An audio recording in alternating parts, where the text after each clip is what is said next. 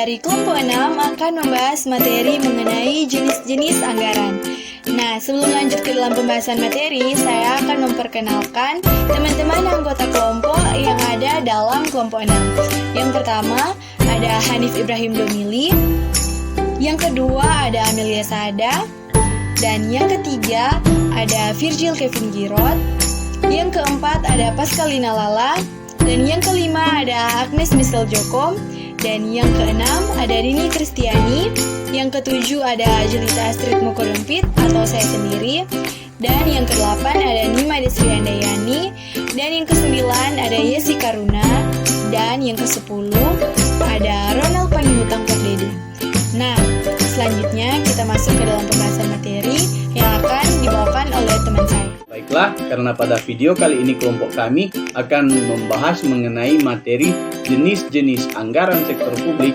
Jadi sebelum kita masuk pada jenis-jenis anggaran sektor publik, mungkin alangkah baiknya jika saya kembali menjelaskan mengenai apa itu anggaran, apa itu penganggaran, dan apa itu penganggaran sektor publik, agar dapat lebih mudah untuk memahami apa yang akan kami jabarkan sebentar. Nah, anggaran. Anggaran adalah sebuah pernyataan mengenai estimasi kinerja yang hendak dicapai selama periode tertentu yang dinyatakan dalam satuan finansial. Nah, selanjutnya penganggaran. Penganggaran adalah sebuah proses atau metode untuk menentukan anggaran. Nah, lebih spesifik lagi, penganggaran sektor publik adalah sebuah proses penentuan jumlah alokasi dana untuk tiap-tiap program atau aktivitas dalam satuan moneter. Nah, karena kita telah mengetahui apa itu anggaran, apa itu penganggaran, dan apa itu penganggaran sektor publik, mari kita masuk pada materi yang pertama. Materi yang pertama yaitu perkembangan anggaran sektor publik. Sistem anggaran sektor publik dalam perkembangannya telah menjadi instrumen kebijakan multifungsi yang digunakan sebagai alat untuk mencapai tujuan organisasi. Hal tersebut terutama tercermin pada komposisi dan besarnya anggaran yang secara langsung merefleksikan arah dan tujuan pelayanan masyarakat yang diharapkan. Anggaran sebagai alat perencanaan kegiatan publik yang dinyatakan dalam satuan moneter sekaligus dapat digunakan sebagai alat pengendalian. Agar fungsi perencanaan dan pengawasan dapat berjalan dengan baik, maka sistem anggaran serta pencatatan atas penerimaan dan pengeluaran harus dilakukan secara cermat dan sistematis. Sebagai sebuah sistem, perencanaan anggaran sektor publik telah mengalami banyak perkembangan. Sistem perencanaan anggaran sektor publik berkembang dan berubah sesuai dengan dinamika perkembangan manajemen sektor publik dan perkembangan tuntutan yang muncul di masyarakat. Pada dasarnya, terdapat beberapa jenis pendekatan dalam perencanaan dan penyusunan anggaran sektor publik. Secara garis besar, terdapat dua pendekatan utama yang memiliki perbedaan mendasar. Kedua pendekatan tersebut adalah pendekatan tradisional dan pendekatan New Public Management. Anggaran tradisional. Anggaran tradisional merupakan pendekatan yang banyak digunakan di negara berkembang dewasa ini. Terdapat dua ciri utama dalam pendekatan ini, yaitu satu, cara penyusunan anggaran yang didasarkan atas pendekatan inkrementalis. 2. Struktur dan susunan anggaran yang bersifat line item. Ciri lain yang melekat pada pendekatan anggaran tradisional tersebut adalah 1. Cenderung sentralistis, 2. Bersifat spesifikasi, 3. Tahunan, 4. Menggunakan prinsip anggaran bruto. Inkrementalis.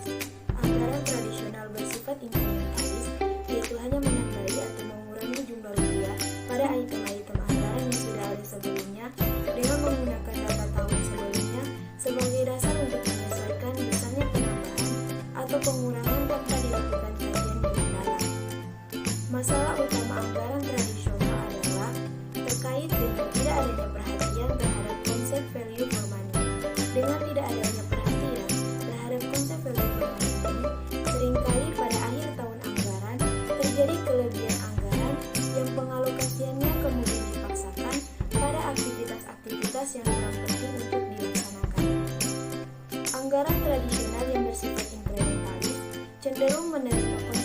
pokok pelayaran historis.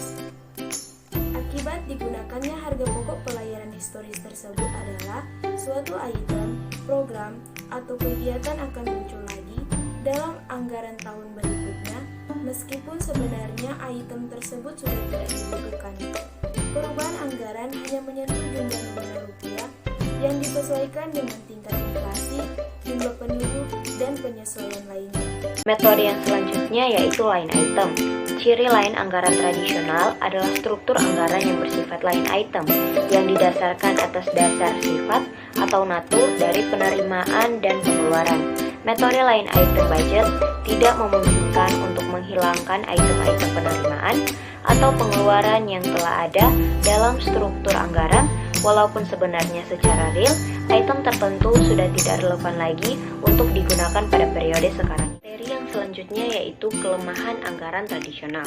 Dilihat dari berbagai sudut pandang, metode penganggaran tradisional memiliki beberapa kelemahan, antara lain yang pertama yaitu hubungan yang tidak memadai atau terputus antara anggaran tahunan dengan rencana pembangunan jangka panjang. Yang kedua yaitu pendekatan inkremental menyebabkan sejumlah besar pengeluaran tidak pernah diteliti secara menyeluruh efektivitasnya. Yang ketiga yaitu lebih berorientasi pada input daripada output. Hal tersebut menyebabkan anggaran tradisional tidak dapat dijadikan sebagai alat untuk membuat kebijakan dan pilihan sumber daya atau memonitor kinerja. Yang keempat yaitu sekat-sekat antara kementerian yang kaku membuat tujuan nasional secara keseluruhan sulit dicapai. Yang kelima, proses anggaran terpisah untuk pengeluaran rutin dan pengeluaran modal atau investasi. Yang keenam yaitu anggaran tradisional bersifat tahunan. Yang ketujuh yaitu sentralisasi penyiapan anggaran ditambah dengan informasi yang tidak memadai menyebabkan lemahnya perencanaan anggaran. Yang kedelapan yaitu persetujuan anggaran yang terlambat sehingga gagal memberikan mekanisme pengendalian untuk pengeluaran yang sesuai, seperti seringnya dilakukan revisi anggaran dan manipulasi anggaran. Yang kesembilan atau yang terakhir yaitu aliran informasi atau sistem informasi finansial yang tidak memadai yang menjadi dasar mekanisme pengendalian rutin, mengidentifikasi masalah dan tindakan. Anggaran publik dengan pendekatan NPM. Sejak tahun 1980-an terjadi perubahan dari mana sistem manajemen sektor publik tradisional, yang mana perubahan tersebut telah mengubah peran pemerintah, terutama dalam hal hubungan antara pemerintah dengan masyarakat. Nah, NPM ini muncul pada tahun 1980-an hingga populer kembali itu pada tahun 1990-an, yang mana mengalami beberapa bentuk perubahan, yang mana NPM ini berorientasi pada kinerja, bukan berorientasi pada kebijakan. Penggunaan pemikiran ataupun paradigma mengenai NPM tersebut menimbulkan beberapa konsekuensi bagi pemerintah. Di antaranya adalah tuntutan untuk melakukan efisiensi, pemangkasan biaya, ataupun cost cutting. Perubahan pendekatan anggaran. Reformasi sektor publik yang salah satunya ditandai dengan munculnya era New Public Management telah mendorong usaha untuk mengembangkan pendekatan yang lebih sistematis dalam perencanaan anggaran sektor publik. Seiring dengan perkembangan tersebut, muncul beberapa teknik anggaran sektor publik, misalnya adalah teknik penganggaran kinerja, zero based budgeting, dan planning, programming, and budgeting system. Nah, pendekatan baru dalam sistem anggaran publik tersebut cenderung memiliki karakteristik umum sebagai berikut. Yang pertama, komprehensif atau komparatif. Yang kedua, terintegrasi dan lintas departemen. Yang ketiga, proses pengambilan keputusan yang rasional. Keempat, berjangka panjang. Kelima, spesifikasi tujuan dan pemeringkatan prioritas. Yang keenam, analisis total cost dan benefit, termasuk opportunity cost. Yang ketujuh, berorientasi input, output, dan outcome, bukan sekedar input. Dan yang terakhir atau yang kedelapan, adanya pengawasan kinerja. Anggaran kinerja. pendekatan kinerja disusun untuk mengatasi berbagai kelemahan yang terdapat dalam anggaran tradisional, khususnya kelemahan yang disebabkan oleh tidak adanya tolak ukur yang dapat digunakan untuk mengukur kinerja dalam pencapaian tujuan dan sasaran pelayanan publik. Anggaran dengan pendekatan kinerja sangat menekankan pada konsep value for money dan pengawasan atas kinerja output. Pendekatan ini juga mengutamakan mekanisme penentuan dan pembuatan prioritas tujuan serta pendekatan yang sistematik dan rasional dalam proses pengambilan keputusan. Untuk mengimplementasikan hal-hal tersebut, anggaran kinerja dilengkapi dengan teknik penganggaran analitis. Zero-based budgeting atau ZBB. Konsep zero-based budgeting dimaksudkan untuk mengatasi kelemahan yang ada pada sistem anggaran tradisional. Penyusunan anggaran dengan menggunakan konsep zero-based budgeting dapat menghilangkan incrementalism dan line item, karena anggaran diasumsikan mulai dari nol atau zero-base. Penyusunan anggaran yang bersifat incremental mendasarkan besarnya realisasi anggaran tahun ini untuk menetapkan anggaran tahun depan, yaitu dengan menyesuaikannya dengan tingkat inflasi atau jumlah penduduk. ZBB tidak berpatokan pada anggaran tahun lalu untuk menyusun anggaran tahun ini. Namun, penentuan anggaran didasarkan pada kebutuhan saat ini. Item anggaran yang sudah tidak relevan dan tidak mendukung pencapaian tujuan organisasi dapat hilang dari struktur anggaran atau mungkin juga muncul item baru. Proses implementasi ZBB.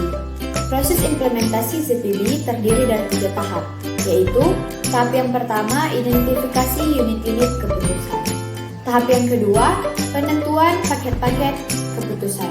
Tahap yang ketiga, meranking dan mengevaluasi paket keputusan. Selanjutnya kita masuk pada keunggulan dan kelemahan ZBB. Keunggulannya yang sendiri yang pertama, jika ZBB dilaksanakan dengan baik akan menghasilkan alokasi sumber daya yang lebih efisien. Dan yang kedua, ZBB sendiri lebih berfokus pada value for money. Yang ketiga, memudahkan untuk mengidentifikasi efisiensi dan ketidakefektifan biaya. Yang keempat, meningkatkan pengetahuan dan memotivasi staff manager. Yang kelima, meningkatkan partisipasi manajemen level bawah dalam melakukan proses penyusunan anggaran.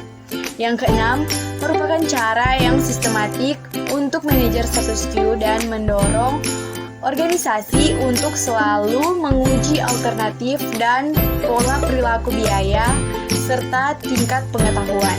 Kelemahannya sendiri yang pertama, prosesnya yang terlalu memakan banyak waktu, membutuhkan biaya yang besar, serta menghasilkan kertas kerja yang menumpuk. Yang kedua, cenderung menekankan pada manfaat jangka pendek. Yang ketiga, implementasi yang membutuhkan teknologi yang lebih maju atau lebih tinggi. Yang keempat, proses pemeringkatan dan mereview ribuan paket keputusan adalah pekerjaan yang terlalu membosankan sehingga dapat mempengaruhi dalam proses pengambilan keputusan. Yang kelima, membutuhkan staf yang memiliki keahlian khusus dalam mengakulasi paket dan pemeringkatan perimbangan yang subjektif karena terdapat tekanan politik. Yang keenam, memungkinkan munculnya kesan yang keliru. Yang ketujuh, menimbulkan masalah keperlakuan dalam organisasi. Programming and Budgeting System atau PPBS. PPBS merupakan teknik penganggaran yang didasarkan pada teori sistem yang berorientasi pada output dan tujuan utamanya adalah alokasi sumber daya berdasarkan analisis ekonomi. Selanjutnya, proses implementasi PPBS. Langkah-langkah implementasi PPBS meliputi yang pertama, menentukan tujuan umum organisasi dan tujuan unit organisasi dengan jelas. Yang kedua, mengidentifikasi program-program dan kegiatan untuk mencapai tujuan yang telah ditetapkan. Yang ketiga, mengevaluasi berbagai alternatif program dengan menghitung cost benefit dari masing-masing program. Yang keempat, pemilihan program yang memiliki manfaat besar dengan biaya yang kecil. Yang kelima, alokasi sumber daya ke masing-masing program yang disetujui. Adapun kelemahan PPBS yang pertama, PPBS membutuhkan sistem informasi yang canggih, ketersediaan data, adanya sistem pengukuran, dan staf yang memiliki kapabilitas tinggi. Yang kedua, implementasi PPBS juga membutuhkan biaya yang besar karena PPBS membutuhkan teknologi yang canggih. Yang ketiga, PPBS bagus secara teori, akan tetapi sulit diimplementasikan. Yang keempat, PPBS mengabaikan realitas politik dan realitas organisasi sebagai kumpulan yang kompleks. Yang kelima, PPBS merupakan teknik anggaran yang statistically oriented. Penggunaan statistik terkadang kurang tajam untuk mengukur efektivitas program. Statistik hanya tepat untuk mengukur beberapa program tertentu saja. Dan yang keenam, pengaplikasian PPBS menghadapi masalah teknis. Hal ini terkait dengan sifat program atau kegiatan lintas departemen sehingga menyulitkan dalam melakukan alokasi biaya. Sementara itu, sistem akuntansi dibuat berdasarkan departemen. Masalah utama penggunaan PBB dan PPBS. Yang pertama, bounded rationality, yaitu keterbatasan dalam menganalisis semua alternatif untuk melakukan aktivitas. Yang kedua, kurangnya data untuk membandingkan semua alternatif, terutama mengukur output. Yang ketiga, masalah ketidakpastian sumber daya, pola kebutuhan masa depan, perubahan politik, dan ekonomi. Yang keempat, pelaksanaan teknik tersebut menimbulkan beban pekerjaan yang sangat berat. Yang kelima, kesulitan dalam menentukan tujuan dan pemeringkatan program tertentu ketika terdapat pertentangan kepentingan. Yang keenam, seringkali tidak memungkinkan melakukan perubahan secara cepat dan tepat. Yang ketujuh, terdapat hambatan birokrasi dan perlawanan politik yang besar untuk berubah atau resistance to change. Yang kedelapan, pelaksanaan teknik tersebut sering tidak sesuai dengan proses pengambilan keputusan politik. Politik berusaha membuat pelaksanaan lebih teknokrasi yang hal tersebut bisa mempengaruhi proses anggaran.